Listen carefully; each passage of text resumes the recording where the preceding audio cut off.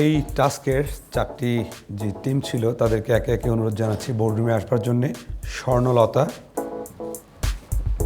Golden heritage, gold child on this side please, and ঐতিহ্য।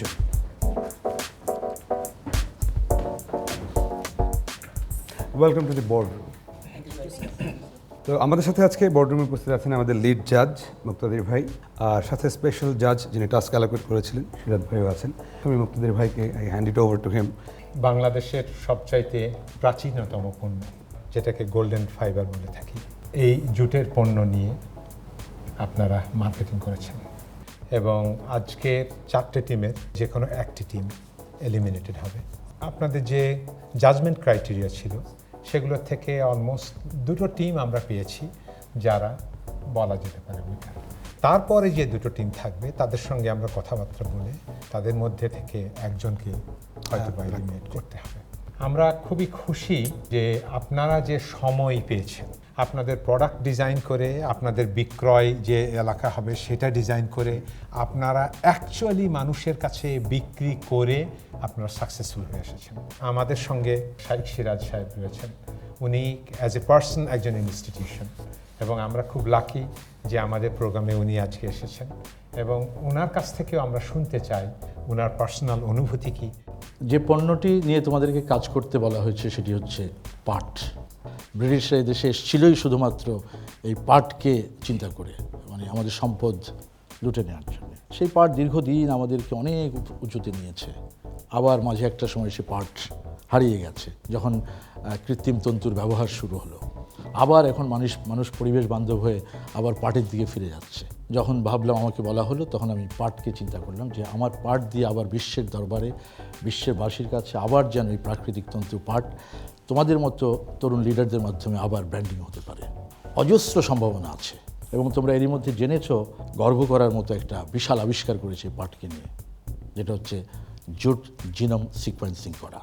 এটা unbelievable একটা বিশাল কাজ এটা। তো এগুলি অনেকগুলো বিষয় আছে পাটকে নিয়ে। সেই পাটকে নিয়ে তোমরা ট্রেড করবা, সেই পাটকে নিয়ে তোমরা ব্র্যান্ডিং করবা, যে কারণেই তোমাদেরকে বেছে দেওয়া হয়েছিল পাট এবং পাটজাত পণ্য সারা পৃথিবীতে বাংলাদেশের মানুষের কাছে আবার আগের অবস্থায় ফিরিয়ে আনা। আমি বিশ্বাস করি তোমরা সবাই খুব ভালো করেছো। তারপরেও তো সব কিছুর ভেতরেই কম্পিটিশন তো একটা থেকেই যায়, সেই বিষয়গুলো আজকে আমরা দেখব। প্রথমেই মুক্তাদির ভাই, সিরাজ ভাই, আমরা যদি প্রথমেই স্বর্ণলতার সাথে কথা বলি, কী প্রোডাক্ট, কীভাবে আপনারা পণ্যটা রেডি করেছেন, মার্কেট করেছেন, আপনাদের এক্সপিরিয়েন্সটা ওভারঅল যদি শেয়ার করেন, আপনাদের পুরো কার্যক্রমটা অ্যাজ এ টিম। প্রথমে যে ব্রিফটা পেলাম শাইখ সিরাজ সাহেবের কাছ থেকে, কীভাবে কাজটা করব, উনি একটা দিক নির্দেশনা দিয়েছিলেন। এরপরে আমরা যেটা প্রোডাক্ট চয়েস করলাম, চেষ্টা করেছিলাম শর্ট টাইমের ভিতর আমাদের কত বেশি সেল করতে পারি সেইটা আমাদের কাছে বিবেচ্য বিষয় হবে।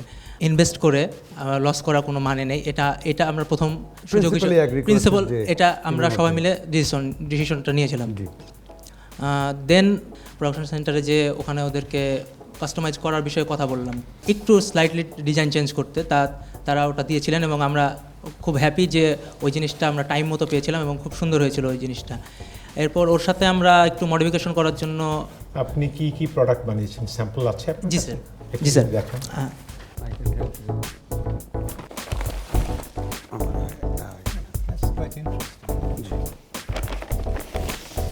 এটাও বানিয়েছে। আমার একটা প্রশ্ন ছিল রাকিব, যেটা আপনি একদম প্রথমেই বললেন যে সময় অল্প ছিল এবং আপনারা প্রোডাক্ট ইনোভেশনের ক্ষেত্রে চেয়েছিলেন তেমন কোনো প্রোডাক্টই করতে যেটা ডিমান্ড আছে। মাই কোয়েশ্চেন ইজ, ডিমান্ড কোন প্রোডাক্টের আছে সেটা আপনি কিভাবে জানলেন? মার্কেটের যে প্রোডাকশন সেন্টার আছে তারা কোনটা বেশি বিক্রি করে, কোনটা চাহিদা বেশি, কোন সাইজে বা কোন রংটা বা কীভাবে দিলে তারা মানে কাস্টমার বেশি খুশি হয়, সেই জিনিসগুলোতে আমরা ফোকাস করলাম এবং সেগুলো জানার চেষ্টা করলাম। সেই অনুযায়ী আমরা তখন প্রোডাক্টগুলো সিলেক্ট করলাম। আপনার কি মনে হয় যারা এর সাথে বিজনেসের সাথে জড়িত, যে রেগুলার প্রোডাক্টগুলো করছে, সেই আপনাকে নতুন প্রোডাক্টের আইডিয়া দিতে পারবে? তাই যদি দিতে পারতো সে তো সেটাই করতো। এই ইনোভেশনের ব্যাপারে এখানে ইনোভেশনের লিমিটেশন ছিল কিছু। ডিজাইনের ক্ষেত্রে ইনোভেশন করেছি আমরা, সাইজ, শেপ বা অন্যান্য জিনিসে আমরা ডিজাইন করার সুযোগ পাইনি। যেমন এই যে বোতামটা লাগানো আছে এটার উপরে, এই বোতামটা আমরা নিজেরা লাগিয়েছি। এটা ছিল না, এটা আগে ছিল না। এই ডিজাইনটা কি তোমার কাস্টমাইজড করা ডিজাইন, নিজস্ব করা ডিজাইন? জি স্যার। নাকি মার্কেটে কি এরকম কোনো ডিজাইন নেই? ওই বোতাম লাগানো ডিজাইনটা নেই। But it is very common design, এটা ইটস নাথিং নিউ। এর ভিতরে ইনোভেশন কি আছে কোন জায়গাটায়? জাস্ট এই বাটনটা? জি sir. Do you think this is jute? Yes sir. Synthetic? যেটা প্রোডাকশন সেন্টার সেখানে জেনেছি তারা এটা আমাকে 100% জুট বলে অ্যাসিওর করেছে। This is totally synthetic, this is not at all jute. জুটকে সিলেকশন করা হয়েছিল যে এটা পৃথিবীতে আবার আগের জায়গায় আসবে তোমাদের মাধ্যমে, পরবর্তী প্রজন্মের মাধ্যমে, আমাদের ব্যবসায়ীদের মাধ্যমে, আমাদের দেশের মাধ্যমে। তো সেই বিষয়টা কি তুমি ফিল করেছিলা যে আমাকে পার্ট চিনতে হবে? জি স্যার। তো দিস ইজ ইউর রেজাল্ট। আমরা সকলেই আশা করি যে আমরা সত্য পথে থাকব, সত্য কথা বলবো, যে স্টেটমেন্ট দিব সেটা কারেক্ট দিব। হ্যাঁ, তো সুতরাং আপনি যে এইভাবে চিন্তা করেছেন সেটাও একটা প্রশংসার দাবি রাখে। But unfortunately in this particular case এটা ওই লোকটা আপনাকে ঠকিয়েছে। But that's fine, we accept যে আপনি ওকে জুট বলে ধরে নিলেন, যে সেটার জন্য আমরা আপনাকে ডিসকোয়ালিফাই করছি না। ওর স্টেটমেন্টকে আপনি কারেক্ট নিয়েছেন, সেই জন্য আমরা সাধুবাদী জানাই আপনাকে। বরং আমরা পরের গ্রুপে চলে যাই। গোল্ডেন হেরিটেজ আপনার এক্সপিরিয়েন্সটা কি কেমন ছিল? প্রথমেই আমরা যখন আমাদেরকে টাস্কটা অ্যালোকেট করা হলো, অ্যাজ এ আমাদের যখন আমরা নিজেদেরকে একটা অর্গানাইজেশন হিসেবে তখন চিন্তা করতে শুরু করলাম। অ্যান্ড ওইখানের টিম লিডার হিসেবে আমি সাথে সাথে আমার অর্গানাইজেশনের একজনকে বললাম, যেহেতু সেটা একটা সেলস সেন্টার, সেখানে অনেক সেলস রিপ্রেজেন্টেটিভ আছে, যে ওদের থেকে একটা ফিডব্যাক নেওয়ার জন্য কোন প্রাইসের, কোন এজ গ্রুপ এবং কোন কালার বা কোন ভ্যারাইটি এগুলো পছন্দ করে। ওই ফিডব্যাকটা নেওয়ার সাথে সাথেই আমরা আমাদের প্রোডাক্ট দুইটা সিলেক্ট করলাম। আমরা প্রোডাক্টগুলো দেখতে থাকি ইন দ্য মিন টাইম। আপনারা কী কী প্রোডাক্ট করেছেন? স্যার আমরা একটা পার্স আর একটা টেবিল ম্যাট আমরা সিলেক্ট করেছি। তো আমরা এমন প্রোডাক্ট নিতে চেয়েছি যে জিনিসটার মার্কেটে অ্যাকসেপ্টেন্স আছে, আর যে জিনিসটা আমি মেল অ্যান্ড ফিমেল দুইজনের কাছে সেল করতে পারি, যাতে আমাদের টার্গেট কাস্টমারটা বেশি থাকে। ইনোভেশন কি এনেছেন? আমরা একটা প্রোডাক্টকে কিভাবে মাল্টি ফাংশনাল করা যায় সেই জিনিসটাতে আমরা একটু চিন্তা একটু করলাম। বোঝাবেন এই দুটো প্রোডাক্টের মধ্যে? দুটোতে মাল্টিফাংশন কিভাবে? একটা পেন হোল্ডার দুইটা ভাঁজের মাঝখানে দিতে পারি। Number 2, this is pen holder? না, ওই দুইটা ভাঁজের মাঝখানে একটা পেন হোল্ডার, লাইক একটা কাপড়ের মতো রাউন্ড শেপ। কোথায়? নাই তো স্যার এটা করতে পারি নাই আমরা। আমাদের কিন্তু ওটাই ফাইনাল customer প্রোডাক্ট হচ্ছে স্যার চিন্তা এইটা। করছে। বাট চিন্তা করে তো লাভ নেই, স্যার, এটা নাই জি স্যার। এখানে। জাজমেন্টের সময় আমি একটা ফিডব্যাক পেয়েছি, সত্য কি মিথ্যা সেটা আপনি বলবেন। আপনার টিমের দু একজন মেম্বার আপনাকে আপনার লিডারশিপ স্কিল নিয়ে কোয়েশ্চেন করেছে, চাপিয়ে দেওয়ার একটা চেষ্টা ছিল যে এটা বলছি যখন এটাই হবে। টিমের মেম্বারদেরকে অ্যাকসেপ্ট করতে অনেকটা ফোর্স করা হয়েছে। অ্যালিগেশনটা কি সত্য কি মিথ্যা? আমি স্যার এটাতে বলবো এই জিনিসটা আমার যে টিম মেম্বাররা কখনোই বলতে পারবে না। কারণ হচ্ছে না, তারা আমাকে বলেছে, আপনাকে তো বলবে না, বিকজ আপনি লিডার অন দি ফেস বলতে স্যার চাইনি। প্রথমে যখন আপনি বিশ্বাস করেন না? আমি এটা স্যার বিশ্বাস করি না স্যার। এটা ডিফেন্ড করতে হবে না। I was just testing your confidence, এমন কেউ কিছু বলেনি। যাই হোক, যে জিনিসগুলো আমার মনে হয় সিরাজ ভাই যদি একটু প্রোডাক্ট অ্যাঙ্গেল থেকে একটা প্রশ্ন করি। হ্যাঁ, এই সুতাগুলো এইগুলো কি রেডি ছিল? সেটাকে তোমরা সোর্সিং করে তারপর বানিয়েছো? যে প্রোডাক্টটা আমরা সিলেক্ট করেছিলাম ওরা কিন্তু আমাদেরকে ঠিক সেম প্রোডাক্টটা দিতে পারেনি স্যার। আমাদেরকে স্যার ওদের অ্যাভেলেবেল যে জিনিসগুলো ছিল সেখান থেকে আমাদেরকে ওরা প্রোভাইড করছে। যেমন আমরা স্যার ম্যাট এই সাইজটা চেয়েছিলাম, কারণ হচ্ছে আমরা যে ফিডব্যাকটা পেয়েছিলাম যে একটা সার্টেন প্রাইসে একটা সার্টেন সাইজ ম্যাটটা আমাদের একটা টার্গেট গ্রুপ সেটাকে পারচেজ করে। এই রংটা কেন সিলেক্ট করেছো? Sir red and green? Sir Why? Actually green it symbolize our youth, and the red and green combination symbolize our nation. আমাদের বাংলাদেশের পতাকা, স্যার বাংলাদেশটাকে লাল সবুজ দিয়ে বোঝানো হয়, সেটাই তোমার ভেতরে ছিল নাকি তুমি দেখেছো আচ্ছা লাল আর সবুজ এটা তো অনেক বেশি কালারফুল, এটাই আমি নেই? অ্যাকচুয়ালি সেটা না স্যার, আমরা প্রত্যেকটা কাজ স্যার আমরা থিম বেস করতে চেষ্টা করেছি। যেমন স্যার আমাদের গ্রুপ নেম থেকে শুরু করে ইভেন ইফ আমাদের যে স্টল ডেকোরেশন প্রত্যেকটাতে আমরা স্যার থিম বেস করতে চেষ্টা এখন আপনার থিমের একটু অপোজ করি। আপনি দেশকে ভালোবাসছেন, দেশমাতৃকাকে ভালোবাসছেন, থিম নিয়ে কাজ করছেন, নাম দিলেন golden heritage. Sir golden heritage বাংলায় রাখতেন, স্বর্ণালী ঐতিহ্য বা এই জাতীয় কিছু। এখন আমরা নেক্সট দুই টিমের কাছ থেকে শুনবো। আমাদের গোল্ড চাইল্ড গ্রুপ নাম দেওয়ার কারণ হচ্ছে পাট একসময় একটা খুবই অর্থকরী ফসল ছিল, বাট যে কোনো কারণে হোক মাঝখানে পাটটা সেরকম আর ইউজ হচ্ছে না। সো আমরা যদি এখন পাটটা আমাদের কাছে শিশুর মতো, আমরা যদি লালন পালন করে আবার ইন্ডাস্ট্রিটাকে নতুন করে নিয়ে আসতে পারি, তো সেই ক্ষেত্রে হয়তো আবার নতুন একটা সম্ভাবনা দেখা দিবে। কারণ বাংলাদেশ পাট উৎপাদনকারী দেশের মধ্যে সবচেয়ে উন্নত এবং আমাদের কাছে সবচেয়ে ডিফারেন্ট যে পাটটা আছে, বেস্ট কোয়ালিটি অফ পাট জুট, সেই ফাইবারটা আমরা পাই। আপনার প্রোডাক্ট কি ছিল এগুলি যদি দেখান প্লিজ। আমার প্রোডাক্ট ছিল একটি লাঞ্চ ব্যাগ এবং একটি পেন্সিল ব্যাগ। আমরা প্রথমে সিলেকশনের জন্য যে কোম্পানিতে গেছিলাম, তো সেখানে আমরা তাদেরকে প্রশ্ন করেছিলাম যে তাদের সবচেয়ে টপ সেলিং প্রোডাক্ট কী আছে। তো তখন তারা আমাদের এই লাঞ্চ ব্যাগটি দেখিয়েছিল এবং আমরা ওনাদের সাথে কথা বলে এটাকে একটু রিনোভেট করেছি। আমরা ভিতরে একটা লেমিনেশন দিয়েছি, যেটা মালয়েশিয়ান পাম গাছের যে ওয়েস্টেজ থাকে সেটাকে হিট দিয়ে করা হয় এবং এটি ছিল না আগে, এটি আগে ছিল না। এটা তোমাদের ইনোভেশন। এটা সিনথেটিক ছিল। টেকসই দিক থেকে কোনটা better? টেকসই দিক থেকেও এটা অনেক বেটার। এটাও কি তোমরা দিয়েছো?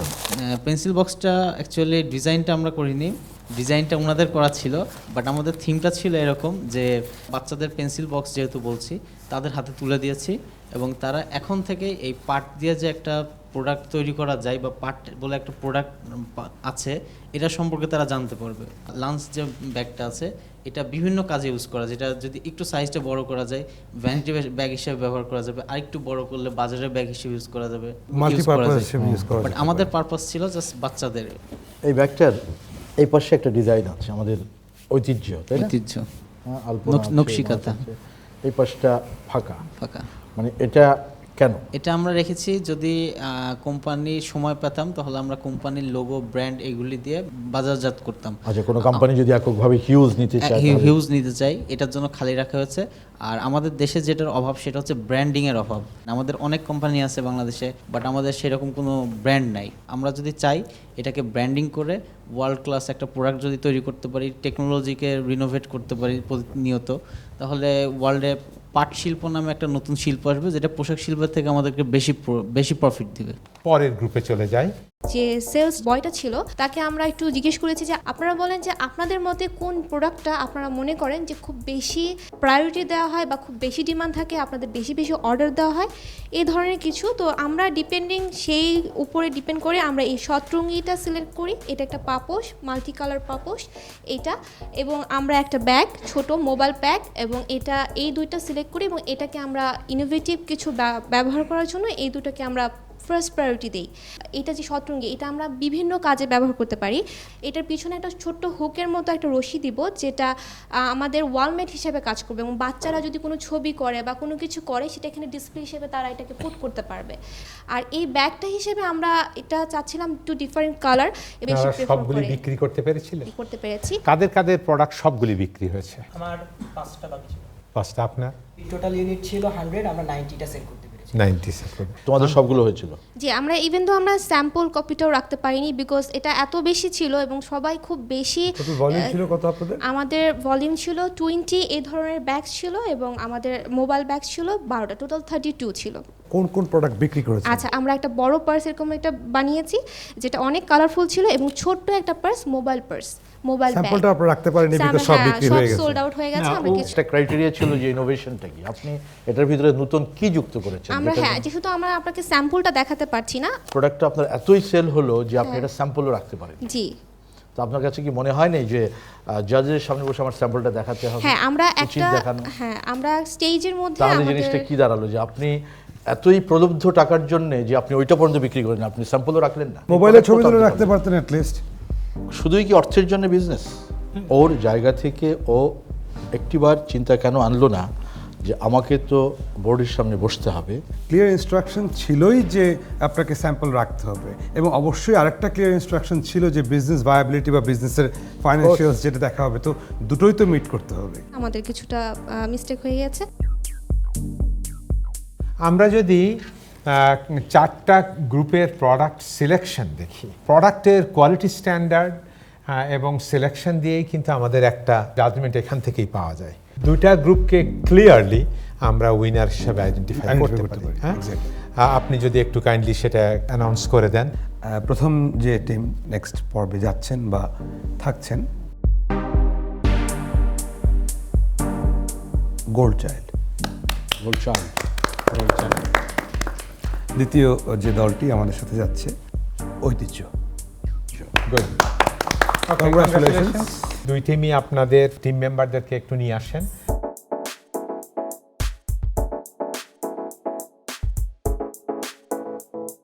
কনগ্রাচুলেশনস আপনাদেরকে, আপনারা দুইটা টিমই উইন করেছেন এবং পরের লেভেলে চলে যাচ্ছেন। অ্যান্ড কনগ্রাচুলেশনস, আপনাদের সঙ্গে পরের স্টেজে দেখা হবে। Thank you. Thank you.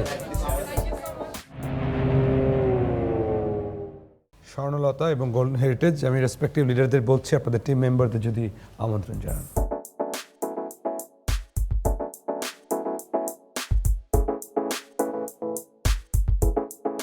আপনাদের দুটো দল থেকেই ইনফ্যাক্ট একটি দল এলিমিনেটেড হবে।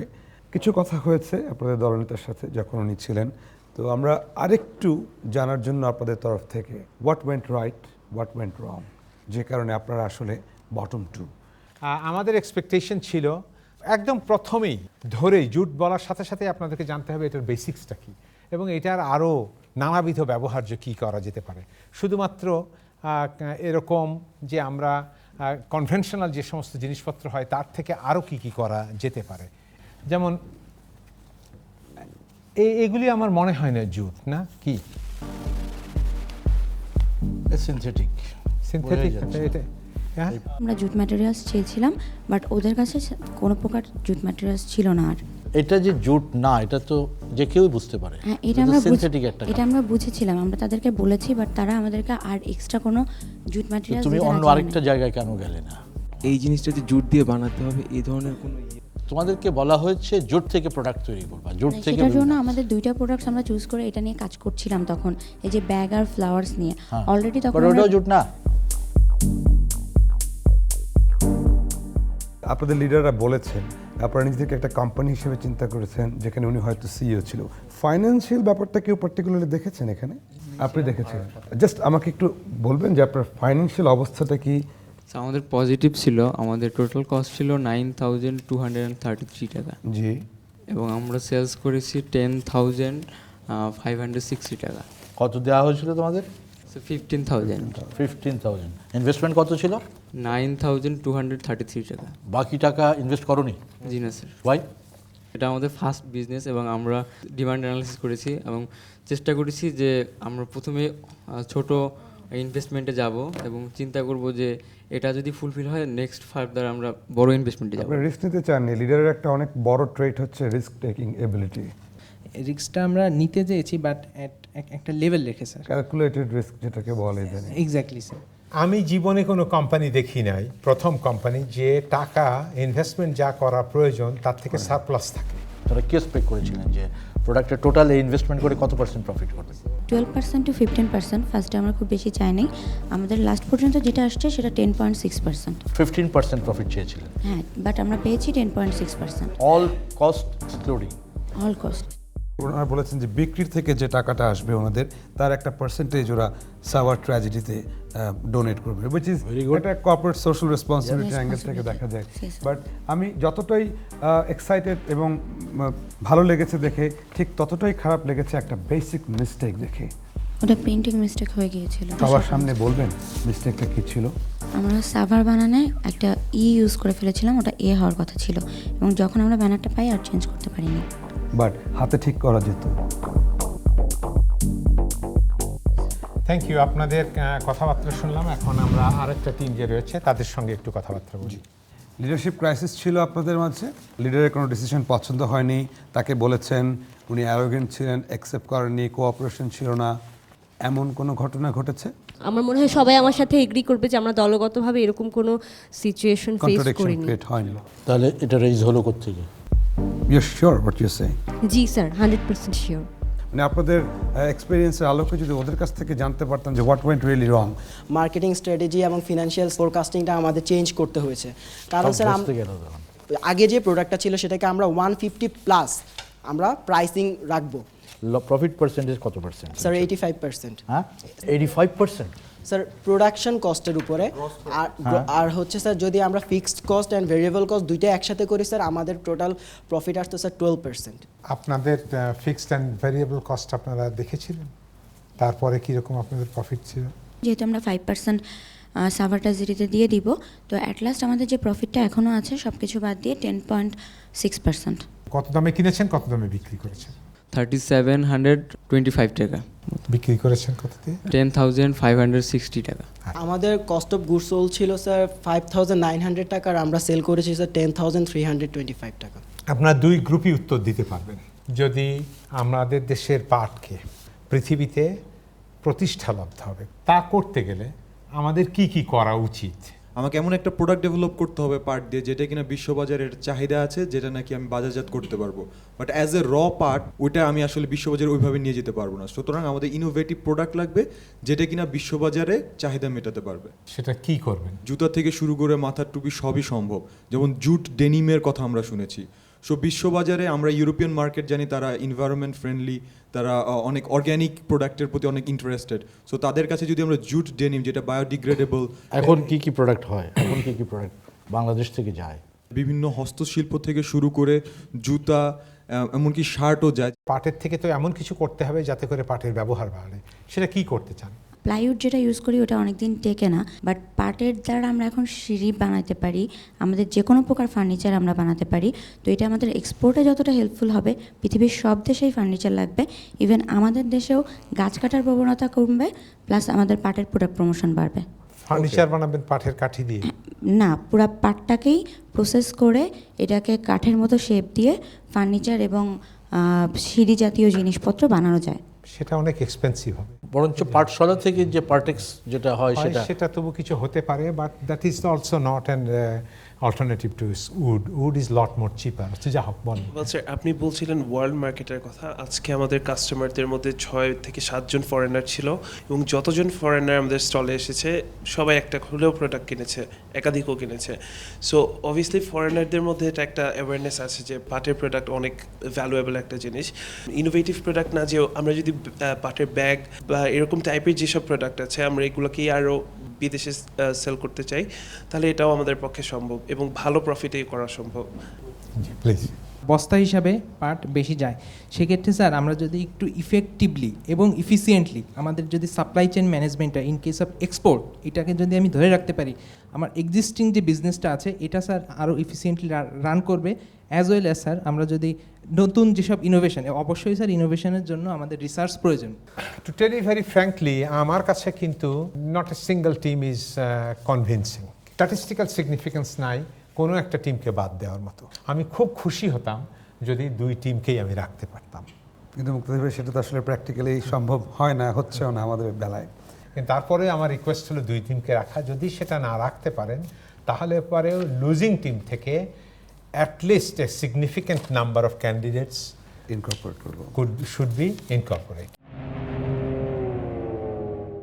লিড জাজ একটা লিড দিয়েছেন যে স্ট্যাটিস্টিক্যালি ডিফারেন্সটা খুব কম ছিল, and that is exactly why we can rethink যে দলগতভাবে হোক বা ব্যক্তিগতভাবে হোক আমরা কিছু পার্টিসিপেন্টকে বা দল হিসেবে আপনাদেরকে অনবোর্ড করতে পারি কিনা। আমরা একটু আপনাদের পারফরমেন্সগুলো ছোট্ট করে একটু দেখে নিই। প্রথমে আপনাদের পারফরমেন্সটা দেখি। গোল্ডেন হেরিটেজ অনেক কনফিডেন্ট ছিলেন। I did not like your attitude, you are over confident. আপনারা সবাই সিরিয়াস ছিলেন, বাট আপনাদের সিরিয়াসনেসের ডেফিনেশনটা আমি একটু বলে দিচ্ছি। আপনারা প্রচণ্ড রোদে, গরমে এবং খুব অল্প সময়ের মধ্যে অনেক স্ট্রেস নিয়ে একটা প্রোডাক্ট তৈরি করেছেন, মার্কেটিং করেছেন, সেল করেছেন। আপনারা মনে করছেন এটাই বোধহয় ইন্টিগ্রিটি। এটা সিনসিয়ারিটি, কিন্তু এটা ইন্টিগ্রিটি না।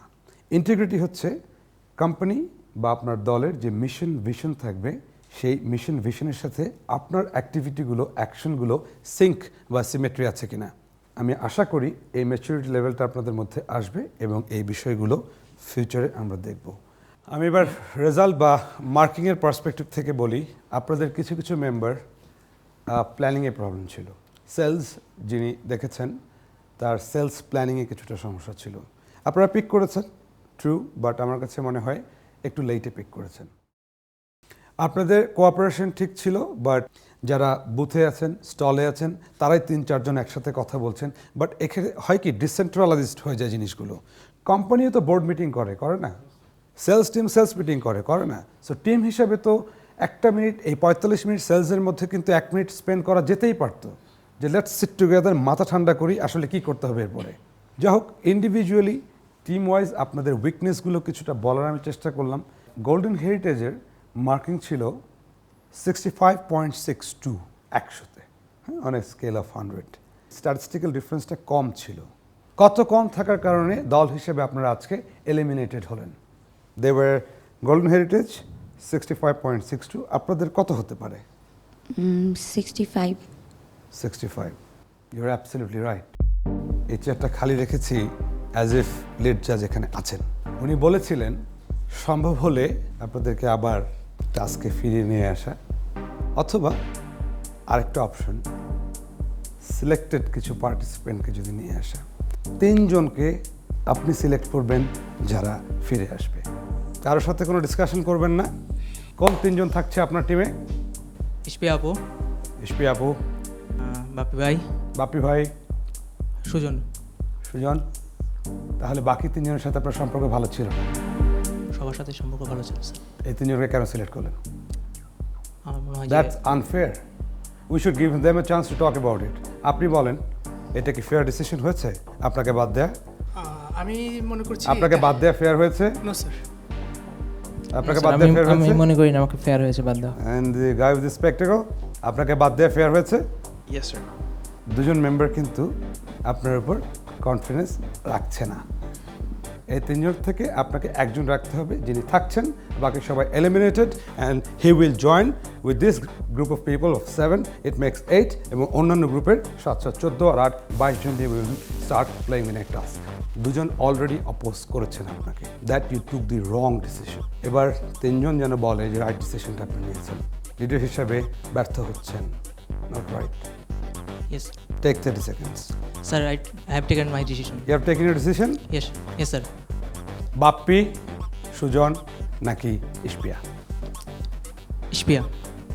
বাপ্পি, পুরো গ্রুপের সবার মধ্যে আপনার লিডার সবচেয়ে বেশি কনফিডেন্স পাচ্ছেন ইশপিয়ার উপর।